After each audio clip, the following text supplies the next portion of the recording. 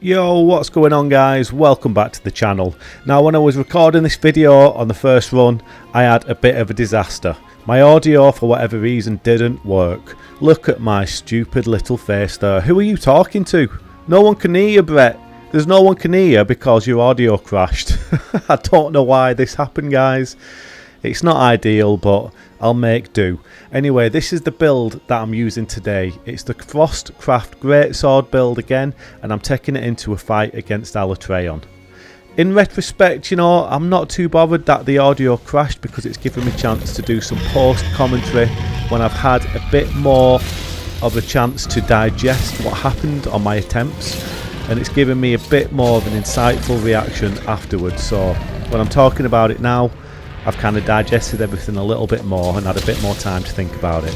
So this is the first attempt. Now I have killed Alatreon before. I've killed him a couple of times solo on my own, but it's always been with the dual blades. And then I've killed him quite a few more times in groups with other people using various weapons. But I've never actually killed Alatreon solo with the greatsword, and it was on my to-do list. And since, you know, Alatreon's weak to ice, you need ice to kill him, I thought, why not take this Frostcraft build into the fight against Alatreon and put it to the test myself, you know, test the build and just see how we get on. Now the interesting fact about this first attempt is that I'm using the Frostcraft Greatsword, but this actually isn't an ice greatsword, so it's not got any ice element on it. I think it's actually the Fatalis Greatsword that I'm using, but I just wanted to see if the Frostcraft itself was enough to take Alatreon down, get the damage checks, maybe kill him. Now you'll see during this first attempt that it's not enough to get the damage checks. You're not doing enough ice attack. I don't manage to get the damage checks, and you'll see what happens. I've kind of condensed this first fight down as much as I can. I'm doing some good work, I'm putting some good damage in, but this first attempt just isn't the one, and it was a good learning experience, but it made me realise what I had to change moving forward if I wanted to do this fight solo with the greatsword. Another thing about this first attempt that you might notice is that I'm actually opening myself up, if you like, to the Dragon Blight. I've not got the Blight resist on this build like I usually do like to have against Alatreon. I thought with the Frostcraft armour it actually gives you max coalescence, so I thought, you know, don't worry about the blight resist, taking them null berries, just try and cure it and, you know, make the most of the coalescence. But I don't think it was really the one. Now you can see in the background here, that's the first Nova and that's the first feint. At the time, you can see, look at me, I'm all confused. What was going on there? Have a sip of your coffee, you big goon. But anyway, yeah, I thought at the time I'd got the damage check because I was doing okay, you know, and for whatever reason I thought that I'd got the damage check already, but obviously I hadn't. You can see, you know, we're doing well. I've broke one of Alatreon's horns, and you know, it's not going too bad, but it's that ice. I've not got the ice attack on the greatsword. I've not got the infused ice on it. And you really do need that infusion of the ice if you want to meet the damage checks, I would say. We take another feint there, that's our second death in this fight. Bit unlucky on that one, we just got stun locked, took a lot of damage. And that was the second death that we took. You can see again now we've just brought the second horn, so we are doing work. I think it's definitely doable to kill Alatreon using this greatsword that isn't ice infused, but I think you've just got to kind of just be ready to eat the big Novas, you know, eat the nukes that he does. You just got to face the fact that you're going to take a couple of deaths from that big explosion, and then if you can kill him before the third one, then that's all good, you know. I think that's the way you'd have to do it. Just focus on out and out damage, try and kill him before the third big explosion that he does, because you're not going to meet the damage checks that you need. It's just not doable. I don't think it's doable. I'm not sure how Frostcraft works, whether you know, it applies enough frost damage, whether it could be doable, but from my experience in this fight, I just don't think it is. You can see now he's going up for his third Nova, and that's a done deal. Job done. 3 deaths, but it was a good learning experience, and I knew exactly what I needed to do going into my second attempt with the Frostcraft Greatsword. So you can see now I've changed to a nice greatsword there. A nice greatsword and an ice greatsword. It is a very nice greatsword, but it also does ice damage. And I've also put max blight resist on this build, and then I've just done my best to kind of get other good stats that I need, like critical eye and stuff like that. And this is the one that I take into the second attempt. So let's see how this one goes. We're starting off with the standard wall bang there. I got lucky enough where we didn't do the lightning attack, which messes that up. Go in for some nice damage. You can see, you know, the damage is still there. We're still pumping out some big numbers. That's something that I also took into this fight as well, if you noticed there. I do the first 2 charges, and then rather than going for the 3rd true charge slash, I actually just go into a spinning attack. And I do that quite a few times, you know, because during the first attempt, quite a few times when I tried to charge into the true charge slash, that's quite hard to say for me. That's a bit of a tongue twister. But yeah, when I tried to charge onto that 3rd big slash, he often moved. So I don't do that in this fight unless I really think that I do have time to do it. You can see I took a death there, but the Palico saved me with the bigger wasp. Always useful to have, and that's our first damage check. How much easier was that? So much easier. And now I can go in for the big damage, the big true charge slash. Huge damage, absolutely beautiful. It just makes it so much easier having that ice weapon. I think, like I say, you could use the Fatalis Greatsword and maybe get a better time overall. I'm sure there's some speedrunners out there who have done it, you know, really fast. But for me, this was a better option. I took a little hit there from the big circular fire explosion that he does. I'm usually quite good at dodging that, but on this attempt, I get hit by it 2 or 3 times. I was a little bit disappointed. You can see here I'm just trimming his toenails. Nothing wrong with that when he's up in the air. He flies around quite a lot, so I was happy to just give him a little bit of a pedicure while he was up there, even if it did sting him a little bit.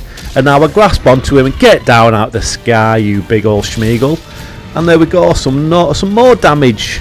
True charge slash. Oh no, I didn't have time, so I went into the spinning one again. See, the true charge slash wouldn't have landed there, but the Spinny-Magoony allowed me to get that extra damage. I actually went out and farmed some wet fish fins before this fight as well, because I'd run out, and I would say that wet fish fins in this fight are pretty vital. I just got hit again with the fire attack. I just have a bad time dodging that attack on this one. Like I say, I'm usually pretty good at dodging it, but not today. Oh, look at this, just more flying nonsense. So I've just sped this up, because no one wants to watch Alatreon flying around in the sky like a big old schmeagle for 10 minutes. I need some Benny Hill music now. But we're back to normal speed. Clutch Claw, get out of the sky, get on the floor, and get whacked in the head. Going really good, getting some good damage in. This was quite a smooth one actually. I'd actually say this is probably the best solo run I've possibly ever had against Alatreon this fight. It went really well, especially with the greatsword, you know, considering I've never actually done him solo with the greatsword. I was really pleased with how this went. I caught him for some really nice shots. You can see now my Palico ball bag, the absolute superstar that he is, has put the big boy to sleep. Now, I never trust myself to go for the true charge slash wake up, because I can never judge the distance and I always just end up looking like an absolute fool when I miss about 3 times and then he wakes up because I've took too long. So I just went for the regular slash with the barrels and I got myself plenty damage. Lovely jubbly.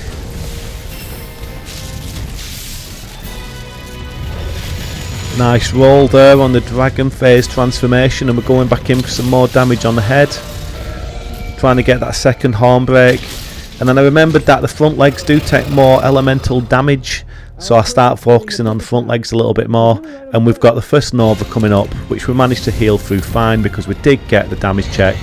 And now we can go in for some more juicy damage. Unlucky there not to hit the head, that's fine. Nice little roll again through the damage phase, the dragon phase, sorry. And a couple of nice shots for the true charge slash. Oh, look at that, it's an absolute thing of beauty. That does deserve an instant replay. Check this out. It's an absolute thing of beauty. That was so satisfying, big damage, and we got the horn break. Just beautiful. At this point I felt really comfortable. I just needed to stay alert, not take too much, you know, unnecessary damage myself, and just keep doing what I'm doing. I learnt this a couple of days ago. Grab the clagger, that's called. I'm sure you all are aware of that, but I've only just recently learned it. When the monster is looking all tired, like he just wants a break and he wants to go to sleep, if you clutch claw onto him like that, it actually extends that animation a little bit. So you can clutch claw on, tenderize or do whatever. And just some more flying nonsense here, so I've sped that up as well because no one wants to watch that, do they? And this guy flies around a hell of a lot, so there we go, some more damage on the head. I do really love this fight, guys. I remember when I first tried to kill this guy, there is a video of my first attempt, and it took me the best part of a week. This guy and Fatalis both give me a hell of a run for my money. I think it took me about 4 or 5 days. It took me a long time, but once you kind of get to grips with this fight, it's fantastic. It is now definitely in my top 3 favourite fights in the game, I'd say, maybe even top 2. I absolutely love fighting Alatreon, whether it's on my own or whether it's in a group. I really don't mind. I just think it's such a well designed fight. I know it's quite controversial, like initially I don't know people's overall opinions on it now, but I know when it first came out it caused quite a stir because of some of the mechanics, but I actually think it's quite good. I think it's quite a cool mechanic that it has with the ice damage that you need to do and the damage checks and all that. I think it's a great fight. Nice headshots again. I was feeling really confident at this point. I knew he was, you know, we didn't have much left. It's just a case of staying on him, keeping that damage pumping in. Rocksteady comes in quite clutch in this fight as well when using the greatsword. Obviously, you know, we all know what it does. It allows you to poise through some of those big attacks and land the true charge slash. You've just got to kind of watch your health because you are taking damage during the animation of poising through any attacks, so you can't just go in and just swing your heart out. You've got to kind of pay attention to your health. But overall, Rocksteady in this fight with the greatsword is pretty good.